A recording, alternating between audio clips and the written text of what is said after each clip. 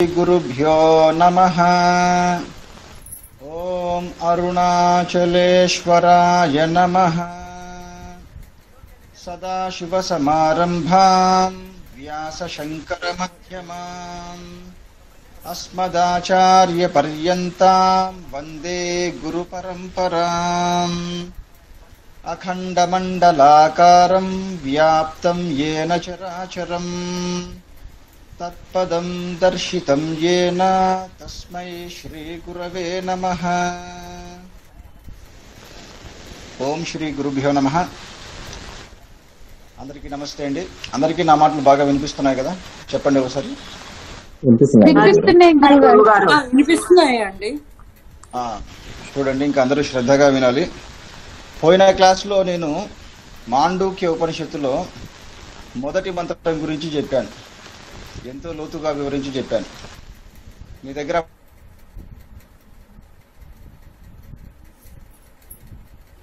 మొదటి మంత్రంలో ఏమని చెప్తున్నారు? ఓమిత్యేతదక్షరమిదం సర్వం తస్యోపవ్యాఖ్యానం భూతం భవద్ భవిష్యదితి సర్వం ఓంకార ఏవ. చూడండి, సర్వం ఓంకార ఏవ అనే పదాన్ని అండర్లైన్ చేసుకోండి. అంటే మనకు కనిపించే ఈ ప్రపంచమంతా, ఈ ప్రపంచంలోని నామరూపాలంతా, అంతేకాదు మూడు కాలాలు కూడా, చూడండి, ప్రపంచం మాత్రమే కాదు, ఈ ప్రపంచాన్ని నడిపించే ఆ కాలము కూడా, ఇదంతా కూడా ఓంకారమే అని చెబుతుంది మొదటి మంత్రం. అయితే ఇదంతా ఏ విధంగా ఓంకారం అవుతుంది అనే విషయాన్ని నేను వివరించి చెప్పాను. అది మాత్రం మర్చిపోవద్దు. ఓంకారం అన్నప్పుడు మీరు రెండు శబ్దాలను గుర్తుపెట్టుకోవాలి. అనాహత శబ్దము, ఆహత శబ్దం. వింటున్నారా? ఈ రెండు శబ్దాలు ఓంకారమే. మనకు కనిపించే ఈ సృష్టి అంతా కూడా ఈ రెండు శబ్దాల కలయికే. మనకు కనిపించే బయట ప్రపంచము ఆహత శబ్దం అయితే లోపలి ప్రపంచము అనాహత శబ్దం. ఈ పాయింట్ రాసుకోండి, చాలా ముఖ్యమైన పాయింట్. మనకు కనిపించే బయట ప్రపంచము ఆహత శబ్దము, లోపలి ప్రపంచం అనాహతం. లోపలి ప్రపంచం అంటే ఏమనుకుంటున్నారు? మీ మనస్సు, బుద్ధి, చిత్తము, అహంకారము, ఇదే మన లోపలి ప్రపంచం. కాబట్టి మన మనస్సులో కదిలే ఆలోచనలు అవి ఏ శబ్దము? చెప్పండి, ఏ శబ్దం అని చెప్పాను?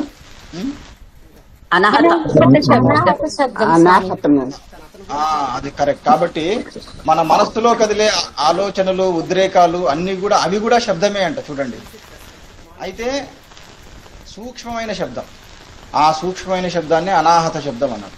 ఆ అనాహత శబ్దం కూడా ఓంకారం. అంటే ఈ విధంగా చూసుకుంటే మన మనస్సులో కదిలే ఆలోచనలు, సుఖ దుఃఖాలు, అలాగే ఈ బాధ, ఈ ఉద్రేకాలన్నీ కూడా, ఈ అనుభవాలన్నీ కూడా ఓంకారమే. హరి ఓం గురువు గారు, ఒక్క డౌట్ అడగొచ్చా? ఎవరమ్మా? శివలక్ష్మి గారా? మనస్సు అన్ని ఓంకారం అన్నప్పుడు మనస్సు మిస్గైడ్ చేస్తుంది కదా? అది ఆ విషయానికి తర్వాత వస్తానమ్మా. మనస్సు అనేది రెండు విధాలుగా ఉంటుంది. ఇది నేను పోయిన క్లాస్ లో చెప్పాను. ఓంకారం ఈ సందర్భంగా శివలక్ష్మి గారు మ్యూట్ లో పెట్టేసుకోండి అమ్మా. ప్రశ్న అడిగారు కాబట్టి ఇంకా మ్యూట్ లో పెట్టేసుకోండి. మన మనస్సు అనేది రెండు విధాలుగా ఉంటుంది. సవికల్ప మనస్సు, నిర్వికల్ప మనస్సు. మనల్ని, ఇందాక మీరు అన్నారే, మనల్ని తప్పుదారి పట్టించేది ఈ సవికల్ప మనస్సు. అలాగే మళ్ళీ మనల్ని ఈ సరైన దారిలో నడిపించేది కూడా ఈ సవికల్ప మనస్సు. అయితే మరి నిర్వికల్ప మనస్సు అనేది ఉంది. అదేమిటంటే అదే ఆత్మస్వరూపం. కాబట్టి భగవాన్ రమణులు కూడా ఇదే విషయం చెప్తారు.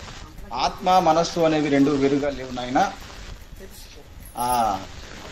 నిర్వికల్పమైన మనస్సే ఆత్మ, సవికల్పమైన ఆత్మే మనస్సు అంటారు. కాబట్టి ఇప్పుడు మీకు నేను ఈ విషయాన్ని క్లుప్తంగా చెప్పాను. తర్వాత మళ్ళీ సందర్భం వచ్చినప్పుడు ఇంకా డీటెయిల్గా చెప్తానండి. కాబట్టి చూడండి, ఇక్కడ ఉపనిషత్తు ఏం చెప్తుందంటే, ఈ మాట నేనేదో సొంతంగా చెప్పడం లేదమ్మా. ఇక్కడ మాండూక్య ఉపనిషత్తు చెబుతుంది సర్వము ఓంకారం అని. అయితే ఎట్లా, ఏ విధంగా ఓంకారం అనే విషయం చెప్పాను. నిజానికి మనకు కనిపించే ఈ నామరూపాలన్నీ కూడా ఓంకారమే, అంటే శబ్దమే. అంటే మన ఇల్లు వాకిలి ఇంట్లో కనిపించే వస్తువులు చివరికి మన శరీరాలు ఇవన్నీ కూడా నిజానికి ఏమిటి అంటే ఒక శబ్ద ప్రవాహం. అందుకనే చూడండి, మీరు ఏ వస్తువును గమనించినా కూడా ఆ వస్తువులో శబ్దం అనేది మీకు వినిపిస్తుంది. కావాలంటే ఈ క్లాస్ అయిన తర్వాత మీరు ప్రాక్టీస్ చేయండి, గమనించండి. మీరు ఒక చెంబును చెవి దగ్గర పెట్టుకున్నా, లేదా ఒక గ్లాసును చెవి దగ్గర పెట్టుకున్నా, లేదా ఇంకేదైనా వస్తువును మీరు చెవి దగ్గర పెట్టుకుని బాగా గమనిస్తూ ఉంటే ఒక శబ్దం అనేది వినిపిస్తుంది. వింటున్నారా? ఆ శబ్దమే ఓంకారం. అంతేకాదు, సైంటిస్టులు చెప్పారు మొత్తం ఈ ఓంకారం అనేది ఆ సూర్యమండలంలో కూడా ఉంది అని చెప్పి నాసా సైంటిస్టులు చెప్పారు. కాబట్టి మొత్తం ఈ సృష్టిలో ప్రతి అణువు కూడా ఓంకారమే, అంటే శబ్దమయమే. అయితే ఈ ఓంకారము దేనిని సూచిస్తూ ఉంది? ఇది అసలైన విషయం. ఈ ఓంకారం అనేది ఒక చిహ్నం వంటిది, ఒక సింబల్. దీన్నే ఏమంటారంటే లింగం. ఈ పాయింట్ రాసుకోండి. ఈ ఓంకారం అనేది ఏమిటయ్యా అంటే లింగం. లింగం అంటే అర్థం ఏమిటి? గుర్తు. లింగం అంటే గుర్తు. మీరు శివలింగాన్ని చూస్తున్నారు. మీరు శివాలయానికి వెళ్తుంటారా? చెప్పండి, మీలో ఎంతమందికి అలవాటు ఉంది శివాలయానికి వెళ్ళడం? చెప్పండి, ఉందా అలవాటు? చూడండి, మీరు శివాలయానికి వెళ్తారు, శివలింగాన్ని చూస్తూ ఉంటారు, శివలింగానికి అభిషేకం చేస్తుంటారు. కానీ ఆ శివలింగ తత్వం అనేది చాలా మందికి తెలియదు. ఇప్పుడు ఈ సందర్భంగా చెప్తున్నాను, శ్రద్ధగా వినండి. ఆ లింగం అనేది ఒక దాన్ని చూపిస్తూ ఉంది. ఆ శివలింగం అనేది ఒక తత్వాన్ని చూపిస్తూ ఉంది. చెప్పాను కదా, లింగం అంటేనే గుర్తు, సింబల్. చాలా మంది ఆ శివలింగమే పరమేశ్వరుడు అనే దృష్టితో పూజిస్తూ ఉంటారు.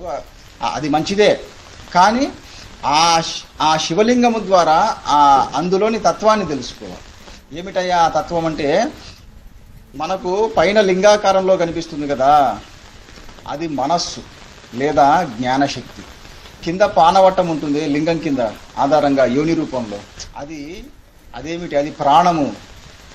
అది ప్రాణము లేదా శక్తి స్వరూపం. లింగమేమో శివస్వరూపము, కింద ఆ యోని రూపంలో ఉండే పానవట్టమేమో శక్తి స్వరూపం. చూడండి, అంతేకాదు ఆ లింగము మనస్సు, ఈ కిందిదేమో ఆ యోని రూపంలో ఉండేది ప్రాణం. అంటే శివలింగం దేన్ని సూచిస్తోంది? మనస్సు, ప్రాణం లేదా జ్ఞానశక్తి, ప్రాణశక్తి.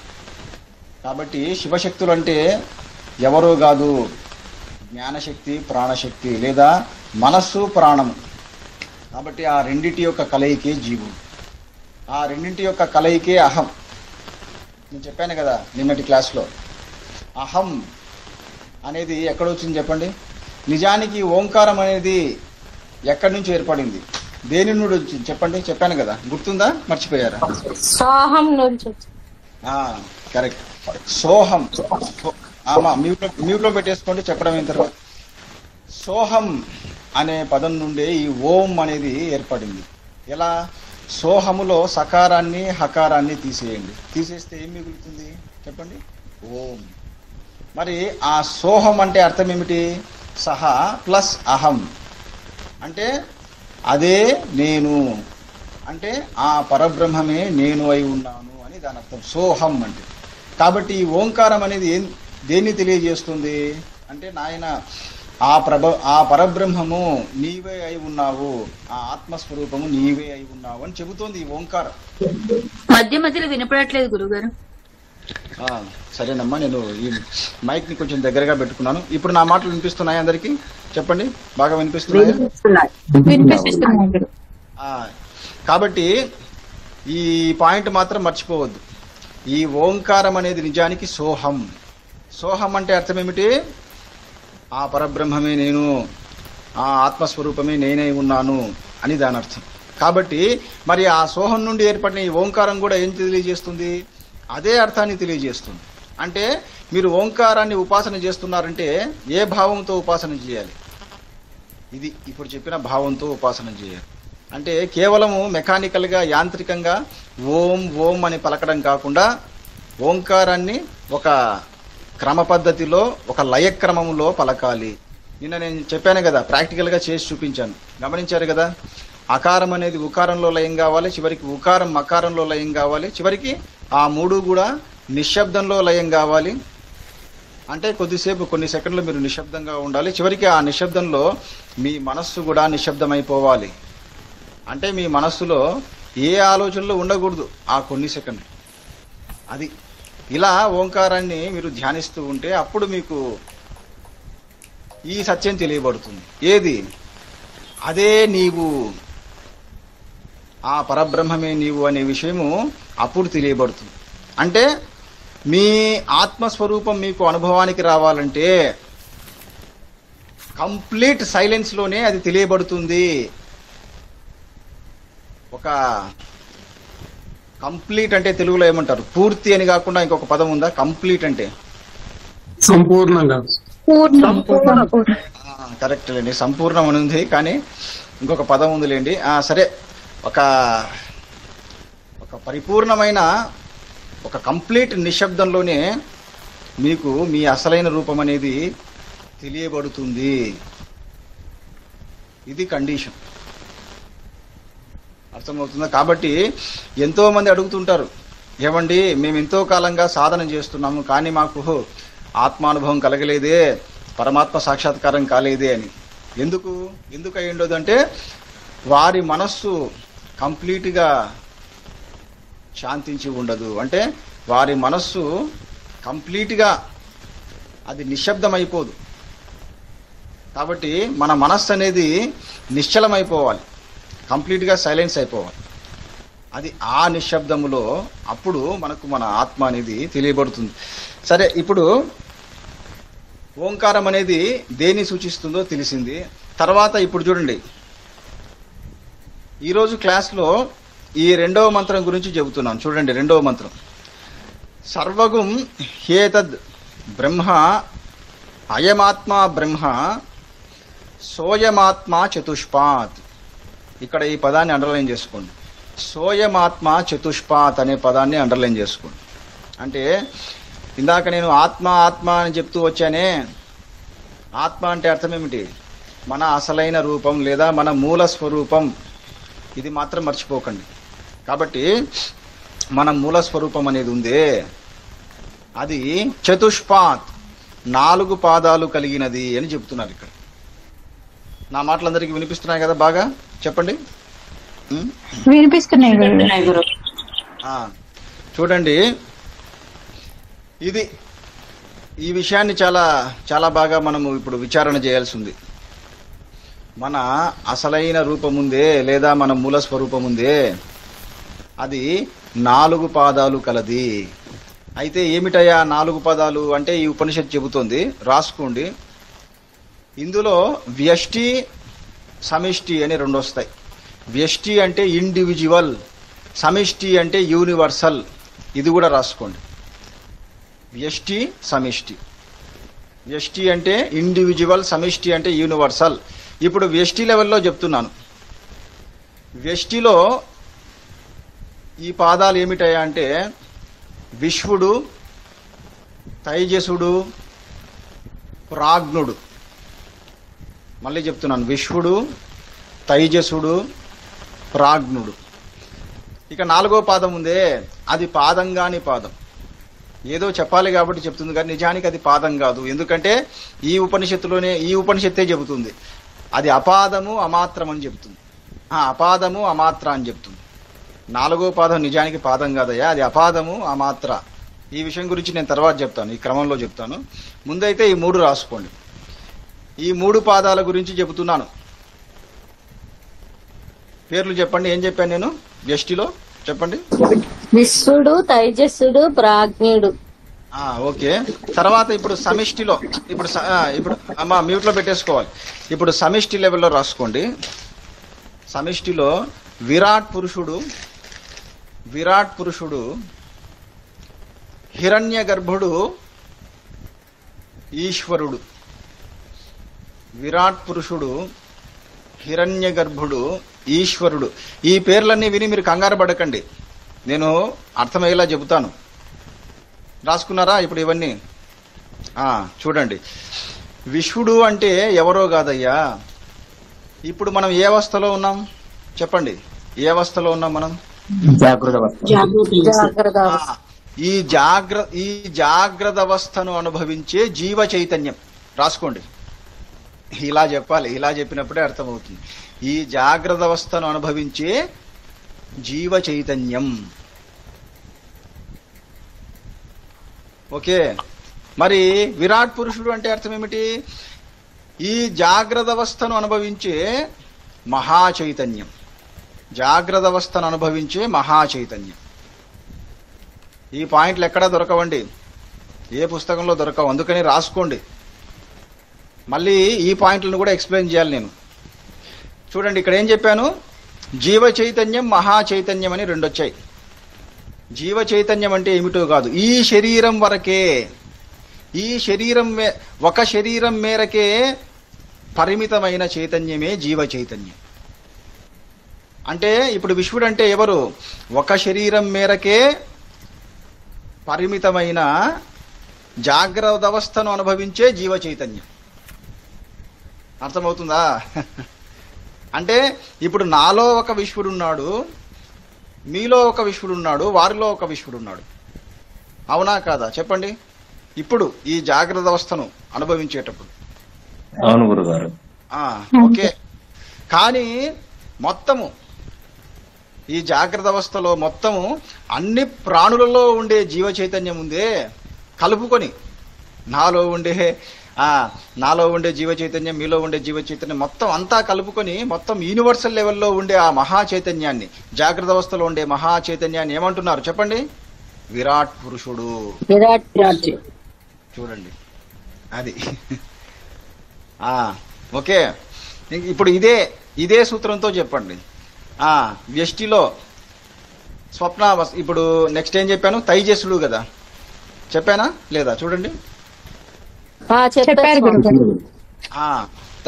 తైజస్సుడు అంటే ఎవరో కాదు, స్వప్నావస్థను అనుభవించే జీవ చైతన్యం. రాసుకోండి, తైజస్సుడు అంటే స్వప్నావస్థను అనుభవించే జీవ చైతన్యం. ఇప్పుడు మీరందరూ కూడా కళలను అనుభవిస్తున్నారా లేదా? మీకు కళలు వస్తుంటాయి లేదా? చెప్పండి చెప్పండి. అంటే ఆ కళల ప్రపంచాన్ని అనుభవించే జీవ చైతన్యమే, ఆ జీవ చైతన్యమే, దానికి ఏమని పేరు? తైజస్సుడు. ఇప్పుడు దీన్ని బట్టి చెప్పండి, హిరణ్య గర్భుడు అంటే ఎవరు? ఇంకా చెప్పేస్తారు మీరు. అన్ని ప్రాణులందు స్వప్నావస్థను అనుభవించే. కరెక్ట్. అంటే మహా చైతన్యం ఆ స్వప్నావస్థను. అమ్మా సమాధానం చెప్పడం తర్వాత వెంటనే మ్యూట్ లో పెట్టేసుకో. అంటే ఆ స్వప్నావస్థను అనుభవించే మహా చైతన్యం అది. ఆయన పేరు ఏమిటంటే హిరణ్య గర్భుడు. తర్వాత నెక్స్ట్ ఇంకా మిగిలింది ఏమే అవస్థ? సుషుప్తి అవస్థ. సుషుప్తి అవస్థను అనుభవించే జీవ చైతన్యం పేరు ఏమిటి చెప్పండి? రాసుకోండి, సుషుప్తి అవస్థను అనుభవించే జీవ చైతన్యం పేరు ప్రాజ్ఞుడు. అలాగే మొత్తం సుషుప్తి అవస్థను అనుభవించే మహా చైతన్యం పేరు ఈశ్వరుడు. ఈశ్వరుడు. ఇతడికి ఇంకొక పేరు ఉంది, అవ్యాకృతుడు. ఇది కూడా రాసుకొని పెట్టుకోండి, ఎందుకంటే ఎక్కడైనా మళ్ళీ మీరు ఈ పదాన్ని విన్నారనుకోండి కంగారు పడకుండా రాసేసుకోండి. ఈశ్వరుడు లేదా అవ్యాకృతుడు. స్వామి ఒకసారి రిపీట్ చేయరా? రాసుకుంటున్నాను లేదండి. అంటే ఎక్కడి నుంచి చెప్పాలమ్మా? మొదటి నుంచి చెప్పమంటారా ఇట్లా? కాదు స్వామి, అన్ని ప్రాణులు యందు ఉన్న స్వప్నావస్థను అనుభవించే చైతన్యం హిరణ్య గర్భుడు. హిరణ్య గర్భుడు అక్కడి వరకు రాశాను స్వామి. తర్వాత ఇంకా సుషుప్తి అవస్థకు రండమ్మా. సుషుప్తి అవస్థను అనుభవించే జీవ చైతన్యం పేరు ప్రాజ్ఞుడు.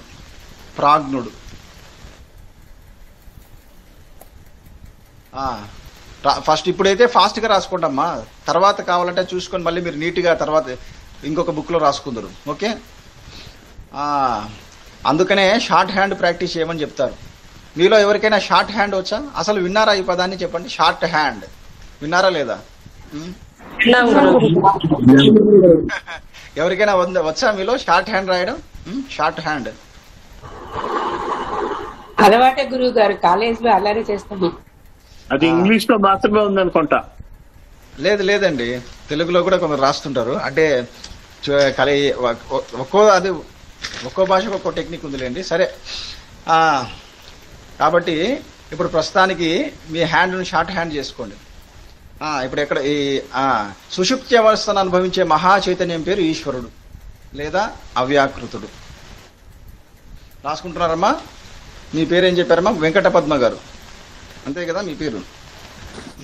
హరిహోం తండ్రి రాస్తున్నా. చైతన్యం పేరు ప్రాజ్ఞుడు కదా. అది అంటే జీవ చైతన్యం పేరు ప్రాజ్ఞుడమ్మా. తర్వాత ఇంకా మహా చైతన్యం పేరు ఈశ్వరుడు.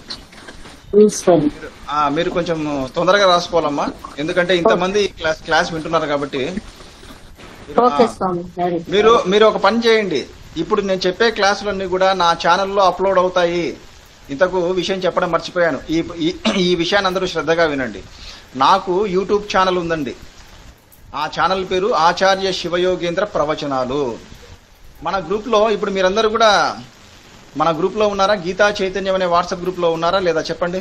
ఉన్నారా? అయితే నేను ఆ గ్రూప్లో వీడియో లింక్ను పోస్ట్ చేస్తుంటాను. ఇప్పుడు ఈ క్లాస్ అయిన తర్వాత కూడా ఒక 9కి 9:30కి ఒక వీడియో లింక్ని నేను గ్రూప్లో పెడతాను. ఆ లింక్ని క్లిక్ చేయండి. ఆ లింక్ని క్లిక్ చేస్తే మీరు నా ఛానల్లోకి ఎంటర్ అవుతారు. వెంటనే నా ఛానల్ సబ్స్క్రైబ్ చేసుకోండి. అప్పుడు నా వీడియోస్ అన్నీ కూడా మీరు చూడగలరు.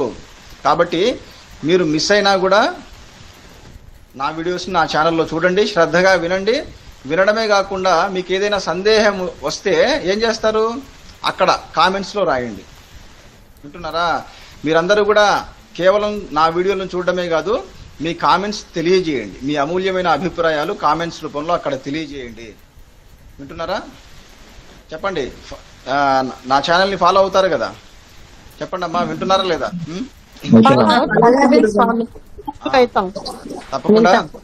తప్పకుండా ఛానల్ని ఫాలో అవ్వండి.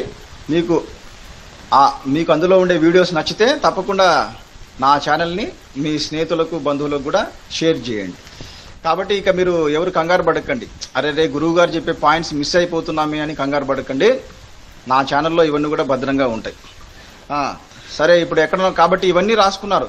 ఇంతకు విషయం ఏమిటంటే ఇక్కడ పాదాలు ఏమిటయ్యా అంటే విశ్వుడు, తైజసుడు, ప్రాజ్ఞుడు లేదా విరాట్ పురుషుడు, హిరణ్య గర్భుడు, ఈశ్వరుడు, ఇవన్నమాట. ఇవి పాదాలు.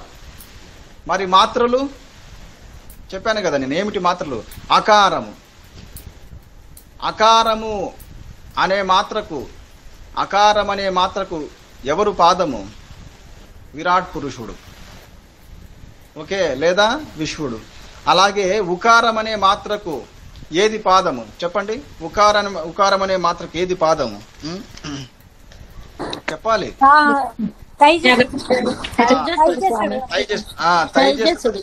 తైజసుడు లేదా హిరణ్య గర్భుడు. అలాగే ఇక మకారం అనే మాత్రకు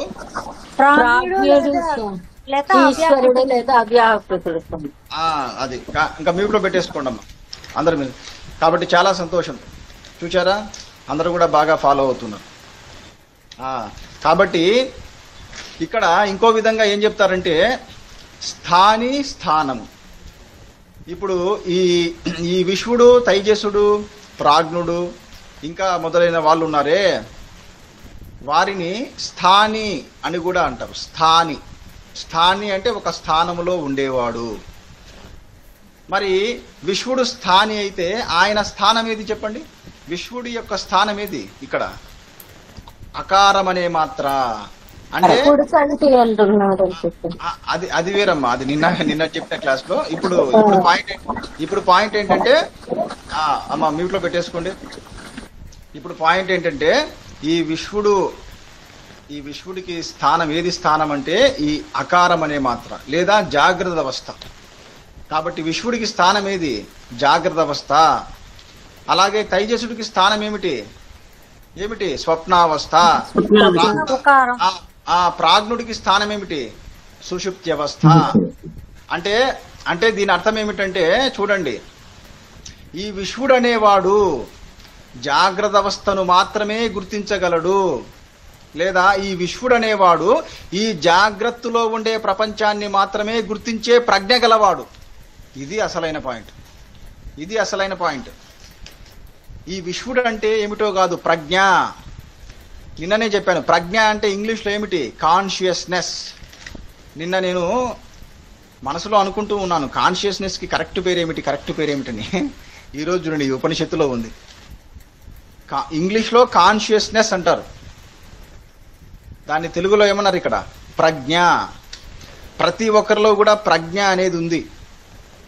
ఓకే, అయితే ఇప్పుడు మనందరిలో కూడా మారిపోయే ప్రజ్ఞ ఉంది. అంటే ఇప్పుడు జాగ్రత్త అవస్థలో ఉండే ప్రజ్ఞ స్వప్నావస్థలో ఉండడం లేదు. అక్కడ ఇంకొక ప్రజ్ఞ పైకి వస్తుంది. అంటే ఈ విశ్వడు అనేవాడు కిందికి వెళ్ళిపోయి తైజసుడు అనే వాడు పైకి వస్తున్నాడు. చూడండి, అలాగే సుషుప్తి అవస్థలో ఏమవుతుంది? ఆ తైజసుడు కూడా వెళ్ళిపోతున్నాడు. ఎవడు పైకి వస్తున్నాడు అక్కడ చెప్పండి? సుషుప్తిలో ఎవడు పైకి? ప్రాజ్ఞుడు స్వామి, ప్రాజ్ఞుడు. ప్రాజ్ఞుడు అనే ప్రజ్ఞ లేదా జీవ చైతన్యం పైకి వస్తుంది. ఇది ఒక్కటి చాలయ్యా. ఈ ఒక్క విషయాన్ని తెలుసుకుంటే మీకు సత్యం తెలిసినట్లే. అంతేకాదు, మీకు దేహ భ్రాంతి తొలగిపోయినట్లే. నేను పాత వాళ్ళకి చెప్పాను ఈ పాయింట్. నేను ఒకానొక సందర్భంలో ఇదే విషయాన్ని డిస్కస్ చేస్తున్నప్పుడు నేను ఒక విషయాన్ని చెప్పాను. ఏమయ్యా, ఇప్పుడు మీ శరీరాలు ఉన్నాయే, అవన్నీ కూడా నిజానికి వాస్తవం కాదు, అవి నిజం కాదు, అవి కేవలం ఉన్నట్లు కనిపిస్తున్నాయే కానీ అవన్నీ అబద్ధము, నిజం కాదు అని చెప్పాను. అప్పుడు వెంటనే ఒకడు వాదించాడు నాతో. చెప్పండి, ఇప్పుడు మీరే చెప్పండి. పాత వాళ్ళు సైలెంట్గా ఉండండి, నేను ఇప్పుడు అడిగే ప్రశ్నకు కొత్త వాళ్ళు సమాధానం చెప్పండి. నేనేమంటున్నానంటే, ఇప్పుడు మీరందరూ కూడా మీ శరీరాన్ని చూసుకోండి, ఒకసారి చూసుకోండి. మీరందరూ కూడా మీ శరీరాన్ని చూసుకోండి. చూసుకున్నారా? మీరు ఇప్పుడు ఏ శరీరాన్ని అయితే చూసుకుంటున్నారో ఆ శరీరం అనేది నిజం కాదు. అంటే అది ఉన్నట్లు కనిపిస్తూ ఉందే తప్ప వాస్తవానికి లేదు అని నేను చెప్తున్నాను. మీలో ఎంతమంది దీన్ని కరెక్ట్ అంటారు, ఎంతమంది ఒప్పుకోరు? పర్వాలేదు చెప్పండి. కొత్త వాళ్ళలో గురువు గారు మీరు చెప్పింది కరెక్టే అని ఎంతమంది అంటారు? లేదండి, మీ మాటతో మేము ఏకీభవించము, స్వామి. కరెక్టే సార్. పర్వాలేదు, ఏదో మొహమాటానికి చెప్పకండి. ఇప్పుడు మనము విచారణ మారిపోతుంది కదా శరీరము. రమేష్ బాబు గారు, మీరు పాత వాళ్ళండి, దయచేసి ఒక అవస్థ నుంచి ఒక అవస్థకు వెళ్ళేసరికి మారిపోతుంది కదా స్వామి. అరే అయితే నేను అసలైన పాయింట్ ముందే చెప్పాను. అది మ్యూట్ లో పెట్టేసుకోండి అమ్మా, మ్యూట్ లో పెట్టేసుకోండి. కాబట్టి నేను అసలైన పాయింట్ ముందే చెప్పాను, అది చెప్పక ముందే అడగాల్సింది. కాబట్టి చూడండి, ఇది ఎంత అమూల్యమైన విషయమో చూడండి. లేకపోతే ఈ విషయం తెలియకపోతే ఏమవుతుందంటే భ్రాంతిలో పడిపోతారు, మాయలో పడిపోతారు. అంటే ఇప్పుడు కనిపించే ఈ శరీరమే నిజమైనది అనుకొని, అదే నిజం అనుకొని ఇంకేమైపోతారు? అదే నేను అని శరీరముతో తాదాత్మ్యత చెందుతారు. అంటే శరీరమే తానైపోతాడు. అందువల్ల ఏమవుతుంది? అందువల్లే అది అతడికి బంధంగా మారి ఒక శరీరం నుండి ఇంకొక శరీరానికి, ఆ శరీరం నుండి ఇంకొక శరీరానికి ఆ జీవుణ్ణి ఆ మాయాశక్తే లాక్కొని పోతూ ఉంటుంది, ఆ వ్యామోహమే లాక్కొని పోతూ ఉంటుంది. చూడండి, మరి ఈ విషయాన్ని తెలుసుకున్నప్పుడు ఏమవుతుంది? అరే అవును కదా, ఈ శరీరము వాస్తవం కాదు కదా. ఒకవేళ మీరు ఈ శరీరము నిజమే అన్నారనుకోండి, అప్పుడు మీరు కలగనేటప్పుడు కూడా ఇదే శరీరం కనిపించాలి కదా మీకు. ఇదే శరీరంతో మీరు ఆ కలల ప్రపంచాన్ని చూడాలి కదా. చూస్తున్నారా? లేదు. ఈ శరీరం అనేది మంచం మీద పడిపోయి ఉంటుంది, ఒక కట్టెలాగా పడిపోయి ఉంటుంది. ఆ కలల ప్రపంచంలో మీకు ఇంకో శరీరం అనేది వచ్చి ఉంటుంది, ఇంకొక రూపం అనేది వచ్చి ఉంటుంది. ఆ రూపముతో మీరు ఆ కలల ప్రపంచాన్ని అనుభవిస్తూ ఉంటారు. చెప్పండి, అవునా కాదా? చెప్పండి, అవునా కాదా? చెప్పాలి. చూడండి, అలాగే ఒకవేళ మీరు ఆ కలల ప్రపంచంలో కనిపించే శరీరము అదైనా నిజం అనుకుందామంటే ఏమవుతుంది? అది కూడా నిద్రావస్థలో లేదు స్వామి. నిద్రావస్థ, మీకు గాఢ నిద్రావస్థ రాగానే అది కూడా పోతుంది. అంటే మీకు ఎటువంటి కలలు, ఎలాంటి ఆలోచనలు లేనటువంటి ఒక గాఢ నిద్ర కలుగుతుంది కదా, దాన్నే సుషుప్తి అవస్థ అన్నారనమాట. ఆ అవస్థలో ఇది కూడా లేకుండా పోతుంది. ఈ తైజసుడు అనే శరీరం కూడా లేకుండా పోతుంది. చూడండి, అంటే జాగ్రత్త అవస్థలో కనిపించే శరీరము స్వప్నావస్థలో లేకుండా పోతుంది, స్వప్నావస్థలో కనిపించే శరీరము సుషుప్తి అవస్థలో లేకుండా పోతుంది. దీన్ని బట్టి ఏం తెలిసింది అంటే ఇప్పుడు మనకు కనిపించే ఈ శరీరం అనేది నిజమైనది కాదు, కేవలం ఉన్నట్లు కనిపిస్తూ ఉంది తప్ప ఇది వాస్తవం కాదు అనే విషయం స్పష్టంగా తెలిసిపోయింది. అది చూసారా, అందుకనే ఈ విచారణ, ఇదే ఆత్మ విచారణ అంటే. ఇలా ప్రతిరోజు మీరు ఆత్మ విచారణ చేసుకుంటూ ఉంటే, ఎంతెంతగా మీరు ఆత్మ విచారణ చేసుకుంటూ ఉంటారో అంతగా మీకు ఆ శరీర వ్యామోహం అనేది పటాపంచలైపోతుంది. తద్వారా మీరు మోక్షానికి దగ్గర అవుతారు, మీ మూల స్వరూపానికి దగ్గర అవుతారు. సరే, ఇప్పుడు ఎక్కడున్నాం మనం? ఏ పాయింట్ దగ్గర ఉన్నాం? ఇందాక సుషుప్తి అవస్థ, అంటే ప్రజ్ఞ అని అక్కడ ఉన్నా. కరెక్ట్, ప్రజ్ఞ. కాబట్టి ఈ జాగ్రత్త అవస్థను అనుభవించే ప్రజ్ఞను ఏమన్నారు ఇక్కడ? విశ్వడు లేదా విరాట్ పురుషుడు. అంటే దీని అర్థం ఏమిటంటే ఇప్పుడు మనందరిలో ఒక ప్రజ్ఞ ఉంది, ఇప్పుడు మనందరిలో ఒక కాన్షియస్నెస్ ఉంది. అది ఈ జాగ్రత్త ప్రపంచాన్ని మాత్రమే అనుభవించగలదు. ఇది పాయింట్. మరి ఇదే ప్రజ్ఞతో కలల ప్రపంచాన్ని అనుభవిస్తాను అంటే కుదరదంట. మరి కలల ప్రపంచాన్ని ఎందుకు? ఆ కలల ప్రపంచం అనేది ఎంతో సూక్ష్మమైనది, చాలా సూక్ష్మాతి సూక్ష్మమైనది. అంత సూక్ష్మమైన ఆ కలల ప్రపంచాన్ని అనుభవించాలంటే మీకు ఎంతో సూక్ష్మమైన ప్రజ్ఞ కావాలి. అది అంటే ఇప్పుడు మనకుండే ప్రజ్ఞ స్థూలమైన ప్రజ్ఞ. అందుకనే మనకు స్థూల ప్రపంచం యొక్క అనుభవం మాత్రమే ఉంటూ ఉంది. అంతేకాదు ఇప్పుడు మనకు కనిపించే ప్రపంచం ఏమిటనుకుంటున్నారు? దీన్ని స్థూల ప్రపంచం అంటారు. ఇది కూడా ముఖ్యమైన పాయింట్ బాబు. ఇప్పుడు మనకు కనిపించే మనమంతా ఏమనుకుంటున్నామంటే, ఇప్పుడు మనకు కనిపించే ప్రపంచమే ప్రపంచము, ఈ ప్రపంచం కంటే వేరే ప్రపంచం లేదనుకుంటున్నాం. కాదు, ఇప్పుడు మనకు కనిపించే ఈ ప్రపంచాన్ని స్థూల ప్రపంచం అంటారు, మ్యాక్రో యూనివర్స్. దీనికి ఆధారంగా ఏముందయ్యా అంటే సూక్ష్మ ప్రపంచం అనేది ఉంది, మైక్రో యూనివర్స్. ఆ సూక్ష్మ ప్రపంచమే ఇప్పుడు మనం చెప్పుకునే కలల ప్రపంచం. దానికి ఆధారంగా ఇంకో ప్రపంచం ఉంది, దాన్ని కారణ ప్రపంచం, కాజువల్ వరల్డ్ అంటారు. కారణ ప్రపంచం అది.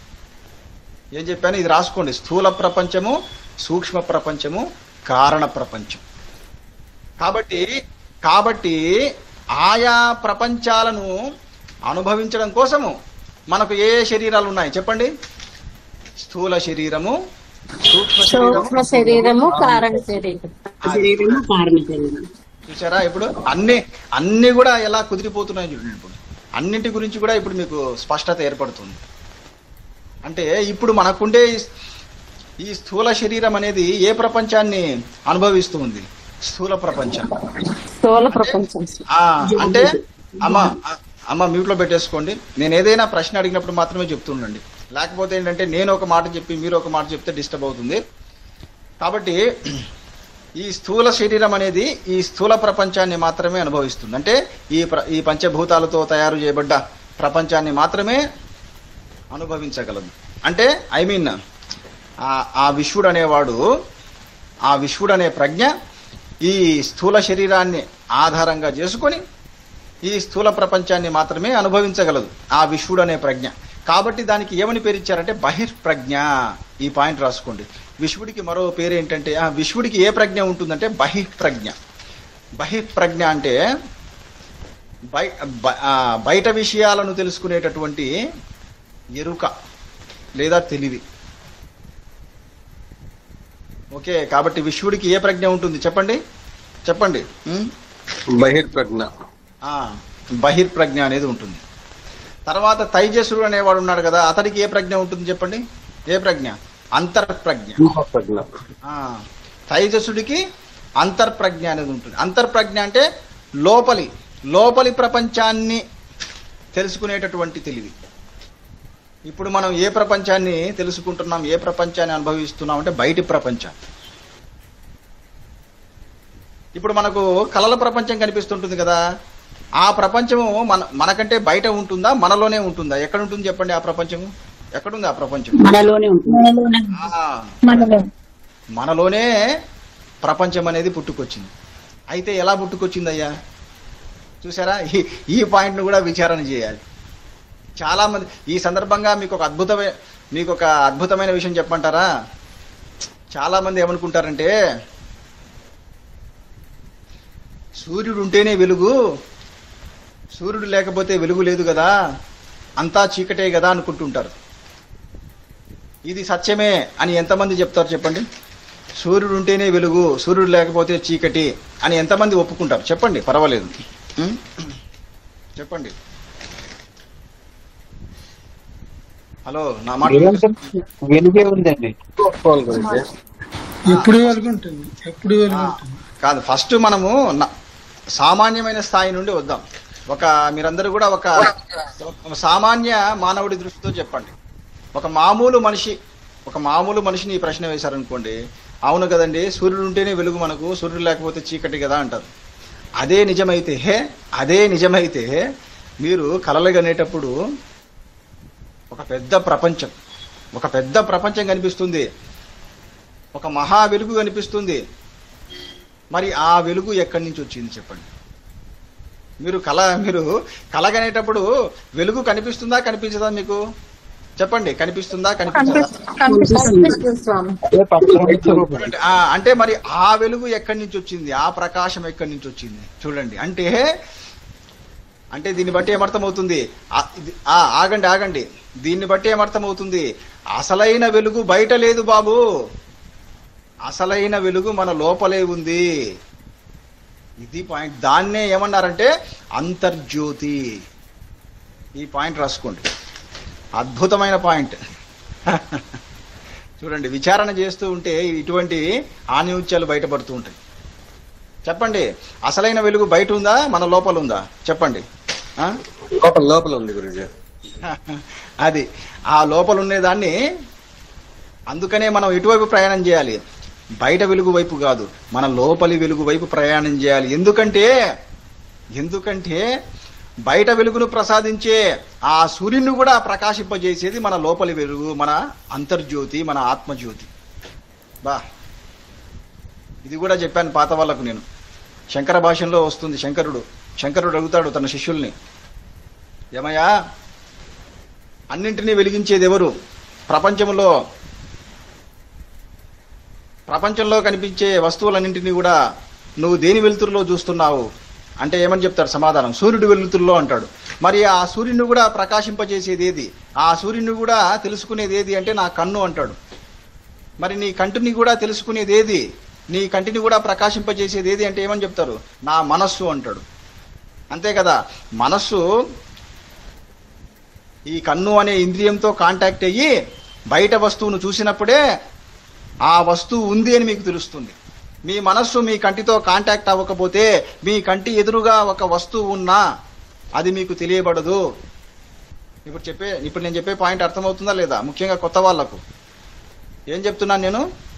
మీ మనస్సు అనేది మీ కంటితో కాంటాక్ట్ అయ్యి బయట విషయం మీద పడాల, బయట కనిపించే ఒక రూపం మీద పడాలి. అప్పుడే ఎదురుగా ఉండే ఆ రూపాన్ని మీరు గుర్తించగలరు. మీ మనస్సు మీ కంటితో కాంటాక్ట్ అవ్వకపోతే, అప్పుడు మీ కంటి ఎదురుగా ఒక మనిషి ఉన్నా కూడా ఆ మనిషిని మీరు గుర్తించలేరు. అవునా కాదా? చెప్పండి. అవును స్వామి. ఇప్పుడు మీకు చూడండి, ఇప్పుడు మీకు కొత్త వాళ్ళకు అర్థమయ్యేలా చెప్తాను. ఇప్పుడు మీకు ఎదురుగా మీ స్నేహితుడు ఉన్నాడు.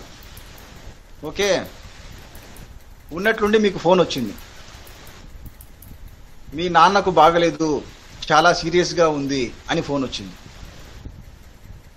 ఫోన్ కట్ చేశారు మీరు మాత్రం, మీ కన్ను మాత్రము ఎదురుగా ఉండే మీ స్నేహితున్నే చూస్తూ ఉంది. కానీ మీకు ఆ క్షణంలో ఎవరు గుర్తొస్తుంటారు చెప్పండి? ఎవరు కనిపిస్తుంటారు చెప్పండి? ఆ క్షణంలో మీకు చెప్పండి, ఎవరు కనిపిస్తుంటారు? తండ్రే కనబడతారండి. మనస్సు తండ్రిని గుర్తిస్తోంది కదా లోపట. అది కరెక్ట్, అది పాయింట్. మనస్సు తండ్రిని గుర్తిస్తోంది. అదమ్మా కరెక్ట్. చూచారా? అంటే మీ కన్ను ఎదురుగా ఉండే మీ స్నేహితుడిని చూస్తూ ఉన్నా మీకు మీ తండ్రి మీ నాన్నే కనిపిస్తున్నాడు. ఎందుకంటే మీ మనస్సు మీ నాన్ననే స్మరిస్తూ ఉంది. అంటే ఆ క్షణంలో మీ మనస్సు అనేది మీ కంటితో కలవలేదు. అందువల్ల మీ కంటికి ఎదురుగా మీ స్నేహితుడున్నా కూడా కనపడలేదు, కనిపించలేదు. ఇవే కొన్నిసార్లు అపార్థానికి దారి తీస్తుంటాయి. తెలుసా, నా విషయంలో జరిగిందండి. ఒకానొక స్నేహితుడు నన్ను అపార్థం చేసుకున్నాడు. నా విషయంలోనే కాదు, ఎంతో మంది విషయంలో జరిగి ఉంటుంది. వాళ్ళు ఏమంటారు తెలుసా, ఏమయ్యా నీ ఎదురుగా ఉన్నా కూడా నన్ను చూసి నువ్వు పట్టినట్టు వెళ్ళిపోయావు, ఎందుకు అట్లా చేశావు అని అడిగారా ఎవరన్నా మిమ్మల్ని? చెప్పండి, జరిగిందా ఇట్లా మీకు? చూడండి, మనం ఎంత చెప్పినా కూడా అర్థం చేసుకో. అలా అర్థం చేసుకునే వాళ్ళు చాలా తక్కువ ఈ కలికాలంలో. ఈ కలికాలంలో ఏమిటంటే అపార్థం చేసుకునే వాళ్ళే ఎక్కువ. అందుకనే ఇటువంటి చెప్పండి. పరధ్యానం అనేది కూడా తెలుగులో ఒక మాట ఉపయోగిస్తాం మనం. తెలుగులో ఏంటండి పరధ్యానం అనే ఒక మాట కూడా ఉపయోగిస్తాం. ఇదే బహుశా అర్థంతో అనుకుంటాం. ఇది వేరేదండి. మళ్ళీ పరధ్యానం అంటే మళ్ళీ అది వేరే సందర్భంలో అండి. అంటే మనం అంటే ఇప్పుడు ఇక్కడ విషయం ఏంటంటే ఒక ఫోన్ కాల్ వచ్చింది, ఏదో మీ వాళ్ళకి సీరియస్ గా ఉందని చెప్పడం వల్ల వాళ్ళని గుర్తు చేసుకుంటున్నాం. పరధ్యానం అంటే ఏదో అప్రయత్నంగా మన మనసులో ఏదో ఒక విషయం రావడం. సరే, కాబట్టి ఇంతకు మనం ఇక్కడికి ఎందుకు వచ్చాము? ఏది అసలైన వెలుగు, ఏది దేనిని ప్రకాశింపజేస్తుంది అనే విషయాన్ని మన మహర్షులు, మన గురువులు ఎంత అద్భుతంగా చెప్పారో చూడండి. మనమంతా ఏమనుకుంటున్నామంటే సూర్యుడే ఈ ప్రపంచాన్ని ప్రకాశింపజేస్తున్నాడు అనుకుంటున్నాం. కానీ ఆయన కాదు, ఆయనను కూడా ప్రకాశింపజేసేవాడు, అసలైన వాడు మన లోపలే ఉన్నాడు. ఎవరు? జ్ఞాన సూర్యుడు, జ్ఞానజ్యోతి, ఆత్మజ్యోతి. కాబట్టి ఎలా అయినా సరే మనం ఆ ఆత్మజ్యోతిని పట్టుకోవాలి. అంటే ఆ ఆత్మతత్వాన్ని తెలుసుకోవాలి. ఇలా గురువు ద్వారా విచారణ చేస్తూ ఎప్పుడైతే మనము ఆత్మతత్వాన్ని బాగా స్పష్టంగా తెలుసుకుంటామో అప్పుడే మనకు ఆత్మానుభవం కలిగి మనము ఆ మహా ఆత్మజ్యోతిలో ఐక్యమైపోతాం. అదే మోక్షము. కాబట్టి కాబట్టి విశ్వడు ఏ ప్రజ్ఞ గలవాడు చెప్పండి? బహిర్ప్రజ్ఞ. అలాగే తైజసుడు అంతర్ప్రజ్ఞ గలవాడు. తర్వాత ప్రాజ్ఞుడి విషయం ఏమిటి అంటే ఇక్కడ ఉపనిషత్తు చెప్తుంది చూడండి. ప్రాజ్ఞుడు ఎవరయ్యా అంటే ప్రజ్ఞాన ఘనం. ఈ పాయింట్ రాసుకోండి. అంటే ప్రాజ్ఞుడికి అంతఃప్రజ్ఞ ఉండదు, బహిర్ప్రజ్ఞ ఉండదు. అలా అని చెప్పి అసలే ప్రజ్ఞ లేకుండా పోదు. చెప్పండి అయ్యా, ఈ సందర్భంగా మిమ్మల్ని ఒక ప్రశ్న అడుగుతున్నా. ప్రాజ్ఞుడికి ప్రజ్ఞ ఉంటుందా లేదా? తెలివి అనేది ఉంటుందా లేదా? చెప్పండి, టక్కుని చెప్పండి. ప్రాజ్ఞుడికి తెలివి అనేది ఉంటుందా లేదా? లేదు స్వామి, శరీరం మీద స్పృహ తప్పి పడుకుంటాడు కదా. చూసారా, కొందరు కరెక్ట్ చెప్తున్నారు, కొందరు అటు చెప్తున్నారు, కొందరు ఇటు చెప్తున్నారు. ఇది అసలైన ప్రశ్న. సరే, మ్యూట్ లో పెట్టేసుకోండి. అందరూ మ్యూట్ లో పెట్టేసుకోండి. ఇప్పుడు చెప్పేది శ్రద్ధగా వినండి. ప్రాజ్ఞుడికి తెలివి అనేది ఉంటుంది. ఈ పాయింట్ రాసుకోండి. ప్రాజ్ఞుడికే తెలివి లేకపోతే మీరు బాగా నిద్రపోయి లేచిన తర్వాత ఏమని చెప్తున్నారు చెప్పండి? ఏమని చెప్తున్నారు? అబ్బా నాకు ఎంత హాయిగా నిద్ర పట్టిందో అని అంటున్నారా లేదా? చెప్పండి, అంటున్నారా లేదా? అంటే ఆ నిద్రలో ఉండే హాయిని ఎవడు గమనిస్తున్నాడు? ఎవడు సాక్షిగా గమనిస్తున్నాడు? ఇది పాయింట్. అంతే కదండి. ఇప్పుడు బాగా మీరు నిద్రపోయి లేస్తారు, లేచిన తర్వాత మీకు ఆ అనుభవం కలుగుతుందా లేదా? బా ఎంతో హాయిగా నిద్ర పట్టింది. ఆ హాయి యొక్క అనుభవం కలుగుతుందా లేదా మీకు? చెప్పండి. అంటే ఆ హాయి అనే అనుభవాన్ని అది మీకు కలిగిందంటే దానిని గుర్తించేటటువంటి ప్రజ్ఞ అనేది తప్పకుండా ఉండి తీరాలి. ఆ ప్రజ్ఞే లేకపోతే, ఆ సాక్షే లేకపోతే మీకు అనుభవం కలగదు. ఇది మహా ముఖ్యమైన పాయింట్. ఇది ఇంకా ఏది? సాక్షి లేకపోతే అనుభవం కలగదు. రాసుకోండి ఇది. ఏదైనా సరే మీకు అనుభవం కలగాలంటే, ఇప్పుడు మీరు ఒక మామిడి పండు తింటారయ్యా, ఒక మామిడి పండు తింటుంటారు, దాన్ని తీయదనాన్ని అనుభవిస్తూ ఉంటారు. ఎలా అనుభవించారు అంటే ఆ తీయదనాన్ని గమనించే జ్ఞానం మీలో ఉందా లేదా? చెప్పండి, ఉందా లేదా? ఉండాలి. ఆ తీయదనాన్ని అనుభవించే జ్ఞానం, ఇక్కడ జ్ఞానం కూడా అనకూడదు, ప్రజ్ఞనే అని చెప్పాలి. అంటే ఒక విధంగా ఇంకా మీకు సింపుల్ గా అర్థమయ్యేలా చెప్పాలంటే స్పృహ. ఇప్పుడు స్పృహ ఉంటేనే ఆ తీయదనం అనేది మీకు అనుభవానికి వస్తుందా? స్పృహ లేకపోయినా తీయదనం అనేది మీకు అనుభవానికి వస్తుందా? ఇది పాయింట్, చెప్పండి. స్పృహ ఉంటేనే వస్తుంది స్వామి. స్పృహ ఉంటేనే, ఇది పాయింట్ గుర్తుపెట్టుకోండి. కాబట్టి ఇక్కడ ఇది మీకు సులభంగా అర్థమయ్యే విధంగా చెప్పాను. ఏదైనా సరే మీకు అనుభవానికి రావాలంటే స్పృహ అనేది ఉండాలి. ఆ స్పృహనే సాక్షి అంటారు, లేదా ఆ స్పృహనే ప్రజ్ఞ అంటున్నారు. ఈ పాయింట్ రాసుకోండి, మర్చిపోవద్దు. స్పృహ ఉంటేనే అనుభవం అనేది కలుగుతుంది. ఓకే. అయితే ఇక్కడ ఇంకొక పాయింట్ ఏంటంటే, మన అసలైన రూపానికి, మన ఆత్మస్వరూపానికి స్పృహ కోల్పోవడం అనేది ఉండదు. ఇది పాయింట్. ఇక్కడ చాలా మందికి డౌట్ ఏంటంటే, నిద్రలో నాకు స్పృహ పోతుంది కదా, చూడండి, నిద్రలో నాకు స్పృహ పోతుంది కదా అంటున్నారు. చెప్పండి, నిజంగానే పోతుందా స్పృహ? మీకు నిద్రలో మీకు స్పృహ పోతుందా లేదా? చెప్పండి. నిద్రలో మీకు స్పృహ, ఆగండి ఆగండి, ఇక్కడ ఇక్కడ ఇక్కడ ఇక్కడ ఒక అద్భుతమైన పాయింట్ వస్తుంది, మహాద్భుతమైన పాయింట్ వస్తుంది. నిద్రలో మీకు స్పృహ పోతే, నిద్రలో నాకు స్పృహ లేదు అనే విషయం మీకు ఎలా తెలిసిందయ్యా బాబు? బా, ఇదే అనుభవం యాక్సిడెంట్ లో కూడా కలుగుతుంది. చూడండి, ఎంతో మంది చెప్తూ ఉంటారు, నేను బైక్ మీద అలా ఫాస్ట్ గా వెళ్తున్నాను, సడన్ గా ఒక కారు వచ్చింది, ఢీ కొట్టేశాను, అంతే, ఢీ కొట్టేశాను, ఇంకా ఆ తర్వాత ఏం జరిగిందో నాకు తెలియదని చెప్తాడనమాట. ఇదేనయ్యా, ఇదే మోసం, ఇదే మాయాశక్తి చేసే మోసం. విచారణ చేయక ప్రతి ఒక్కడు టేకెన్ ఫర్ గ్రాంటెడ్. తెలుస్తుందా? అసలైన విషయం తెలుస్తుందా లేదా మీకు? మీలో ఉత్తమాధికారులకు ఈ పాటికి అసలైన విషయం తెలిసి ఉండాలి. ఏమిటి ఆ విషయము? యాక్సిడెంట్ జరిగినప్పుడు ఏమని చెప్తున్నాడు, నేను బైక్తో కారును గుద్దేశాను, ఆ తర్వాత నాకు ఏమీ తెలియలేదు అని చెప్తున్నాడు. అంటే ఎలా చెబుతున్నాడు? నాకు నిజంగా అతడికి తెలియకపోతే నాకేమీ తెలియలేదు అనే విషయం కూడా తెలియకుండా ఉండాలి కదా. అర్థమవుతుందా లేదా? పాయింట్ చెప్పండి, అర్థమవుతుందా లేదా? బా, అంటే దీన్ని బట్టి ఏమర్థమైంది? మీ అసలైన రూపానికి స్పృహ కోల్పోవడం అనేదే లేదయ్యా.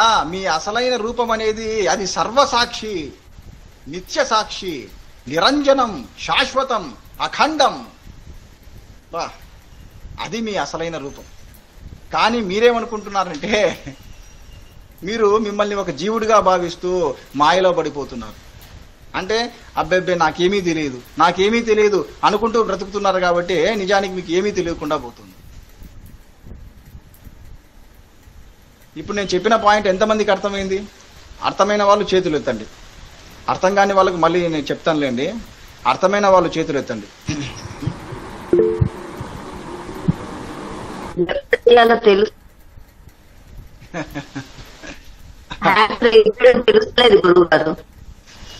కాబట్టి ఇంకా చాలండి.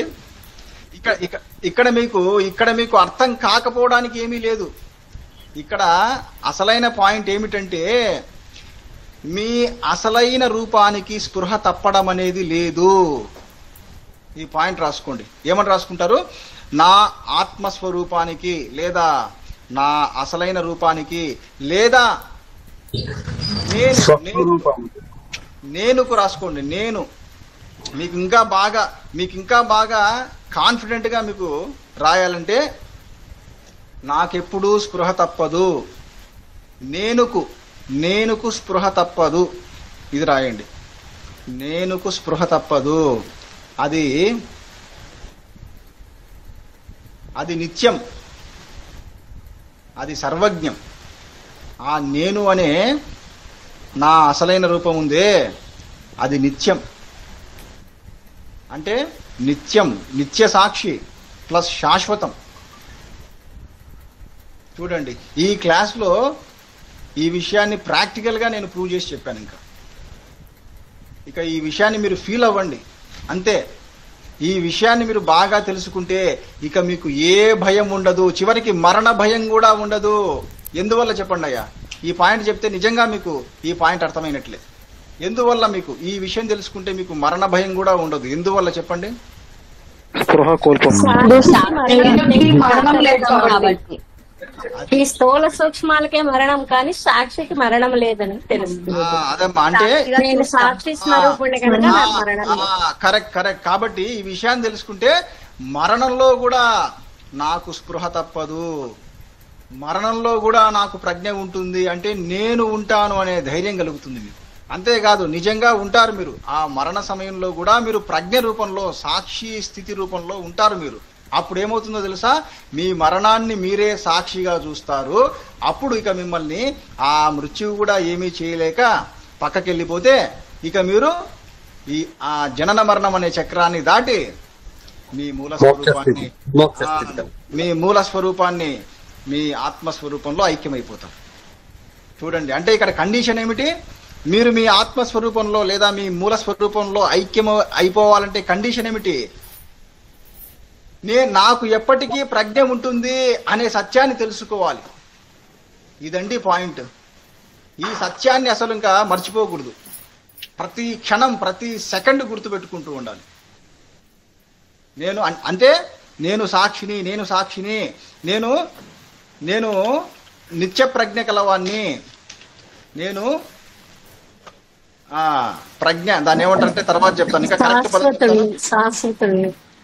అదేనమ్మా. ఇంకా ప్రజ్ఞ, నిత్య ప్రజ్ఞ, దానికి ఒక కరెక్ట్ పదం ఉంది. అంటే నేను ఎప్పటికీ ప్రజ్ఞ గలవాన్ని, నేను సాక్షిని, నేను ఎప్పటికీ ప్రజ్ఞ గలవాన్ని, నేను ఎప్పటికీ స్పృహ గలవాన్ని అని మీరు ప్రతి క్షణం స్మరిస్తూ ఉంటే అప్పుడు అన్నమాట, అప్పుడు మీరు మృత్యువును కూడా దాటి మీరు మీ మూల స్వరూపంలో కలిసిపోతారు.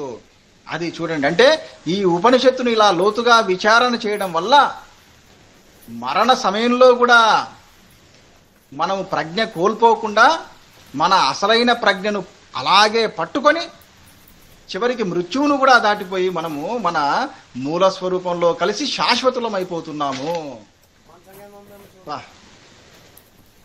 ఇంతకంటే అమూల్యమైన జ్ఞానం ఉంటుందా చెప్పండి? ఇది కదా అసలైన జ్ఞానము. చెప్పండి, అవునా కాదా? అసలైన జ్ఞానమా కాదా ఇది? కాబట్టి అందుకనే ఉపనిషత్తులు అడుగుతాడు కదా ఒకరు, ఏ విద్యను తెలుసుకుంటే ఇక మరే ఇతర విద్యలను తెలుసుకోనవసరం లేదు, అలాంటి విద్య నాకు చెప్పండి అని అడిగాడే. దానికి ప్రశ్న ఇదే, నాయనా నువ్వు ఈ విద్య తెలుసుకో, ఈ జ్ఞానాన్ని తెలుసుకో, లేదా ఇటువంటి ప్రజ్ఞను తెలుసుకో.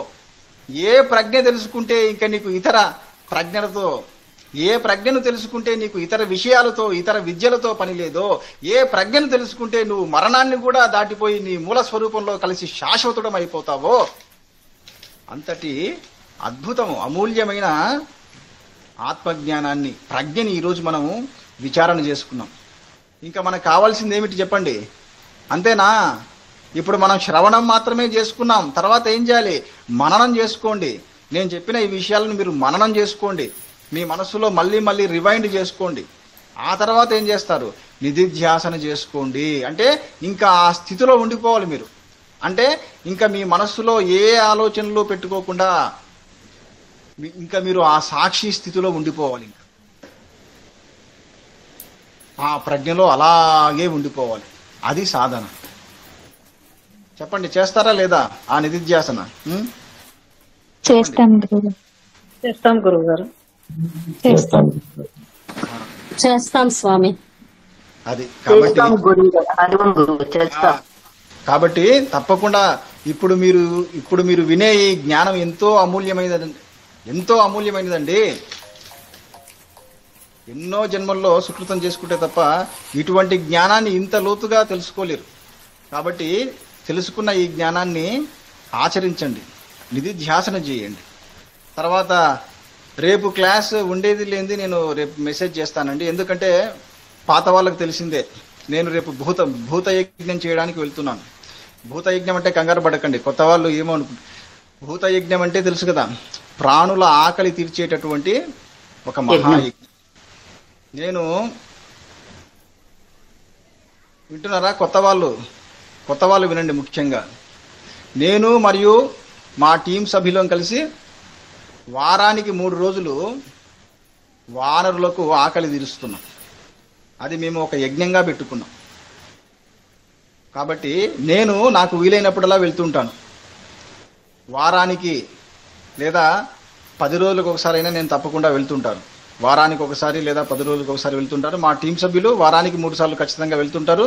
వెళ్ళి వానరులు అంటే ఒక ప్రాంతంలో గండి క్షేత్రంలో కోతులు ఉన్నాయన్నమాట, వాటికి మేము ఆహారాన్ని అందిస్తూ ఉంటాం, పళ్ళను అందిస్తూ ఉంటాం.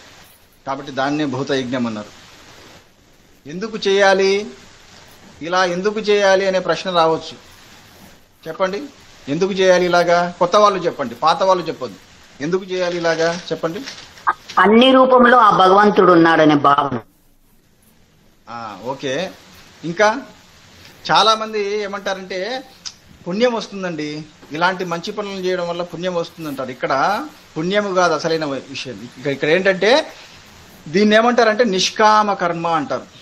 వింటున్నారా? మనము ఎంతసేపు కామ్యకర్మలే చేయకూడదు, అంటే లాభం కోసమే పనులు చేయకూడదు. కనీసం అప్పుడప్పుడు నిష్కామ కర్మలు చేస్తూ ఉండాలి. అంటే దేనిని ఆశించకుండా నలుగురికి మంచి చేస్తూ ఉండాలి, ఇతర ప్రాణుల ఆకలి తీరుస్తూ ఉండాలి. అది నిష్కామ కర్మ.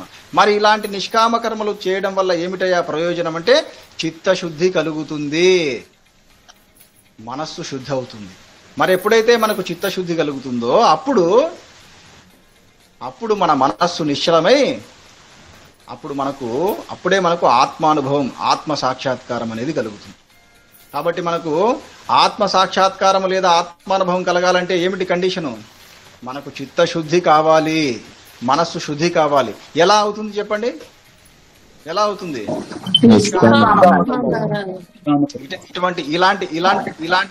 ఇలాంటి సత్సంగాన్ని వింటూ, మ్యూట్లో పెట్టేసుకోండి అమ్మా, ఇలాంటి సత్సంగాన్ని వింటూ ఉండడం వల్ల అవుతుంది. అలాగే నిష్కామ కర్మలు ఆచరిస్తూ ఉన్నందువల్ల కూడా అవుతుంది. కాబట్టి మీరందరూ కూడా మీకు వీలైనంత వరకు కొన్ని నిష్కామ కర్మలు చేస్తూ ఉండండి, చేస్తూ తద్వారా చిత్తశుద్ధిని పొందండి. సరే, రేపు క్లాస్ ఉండేది లేనిది తర్వాత రేపు మెసేజ్ చేస్తాను. మీరందరూ కూడా నా ఛానల్ను సబ్స్క్రైబ్ చేసుకోండి, నేను లింక్ గ్రూప్లో పెడతాను. అలాగే మన ఛానల్ గురించి మీ స్నేహితులకు బంధువులకు కూడా షేర్ చేయండి. సరేనండి. ఇంకా ఎవరికైనా మీకు సందేహాలు ఉంటే నా వాట్సాప్కు మెసేజ్ చేయండి. ఓం అరుణాచలేశ్వరాయ నమః. ఓం శాంతి శాంతి శాంతి. శ్రీ గురుభ్యో నమః. హరి ఓం తండ్రి.